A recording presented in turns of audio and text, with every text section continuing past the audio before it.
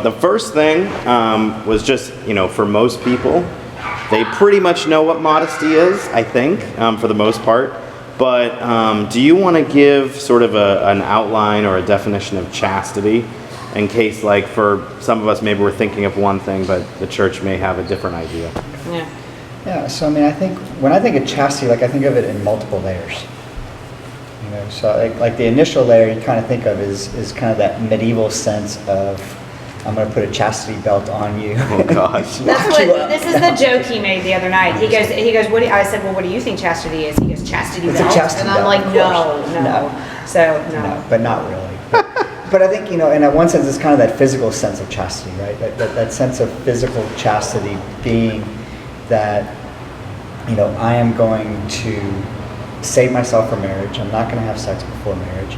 And then within a marriage, like, I'm going to only have physical relationships with my spouse. I'm not going to go, have a physical relationship with somebody else. Like, I think, we kind of talk about it, in that sense, like, that's a very superficial kind of simple definition of chastity, is kind of this physical sense of, I'm going to stay,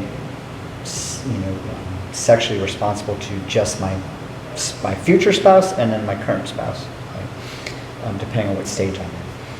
But I think when we really think about chastity, if we really kind of think about it, it goes much deeper than that. And what I would kind of say is kind of this sense of the spiritual chastity or mental chastity. Like, how do I keep my thoughts chaste as well? And I think when we really talk about chastity, it goes deeper into, am I also abstaining from, impure thoughts? Am I, keeping myself away from, looking at pornography? Am I keeping myself away from watching over-sexualized television shows? Am I, keeping myself away from erotic literature? Those kinds of things. So I think when we think about chastity, our initial thing is just, okay, are you having sex or not having sex? Right? And that's a simple thing. I really think if we really dig deeper into what is really living a chaste life, then we're also talking about, how do I protect my own thoughts, my own, what I'm reading, what I'm seeing, the visual things I'm seeing, so I kind of protect myself a little bit from those areas as well.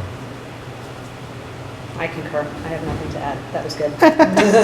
Yeah, I mean, I think, for a lot of us, I know for myself, like, depending upon what I'm listening to, depending upon what I'm reading, that's kind of the language that I use. And, like, the voices that we listen to, or the groups that we hang out with, are the voices in the groups that we're going to be more like them. So, making sure, I like the chastity, mental chastity. I like that. Mental chastity. Mental chastity. Not just the physical chastity, but, kind of the mental, spiritual side of it. Yeah. I agree. The music we listen to, it all plays a role. It all plays a role. And what are we watching on TikTok, Instagram? Yes. Twitter? Oh my gosh. Those things lead into that too. Of kind of, what are the cultural influences that I have on myself? Yep. If you enjoyed this video of our parents series called Reach, I would invite you to check out our other videos on our website, princeofpeaceormond.com, linked in the description below, and check out our YouTube page and Facebook page for other materials, other events going on for parents and families alike. Finally, if you're not already subscribed to our YouTube channel, I would love it if you like this video, subscribe to it, and share it with your friends and family who would like to know more about these different topics. And we look forward to seeing you again.